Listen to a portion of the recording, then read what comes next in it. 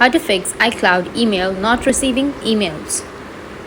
So if you want to fix your iCloud email not receiving emails, then what you need to do is first you just need simply open up your settings. Under your settings, you need to tap on your Apple account. You will have this kind of interface. Now you need to go with iCloud. Under iCloud, here you will have your iCloud mail. So tap on that mail and make sure that you've turned on the option of use this on iPhone. Now you can go back and again go back, scroll down, go with apps and search for mail. Once you tap on mail, here you will have mail account. Tap on mail account, go with fetch new data and then turn on the push notifications. But make sure that you've added an account to your mail. Add an account, go with continue. Once you've done, now you need to go with save, which is on the top right, and turn on your fetch new data notifications.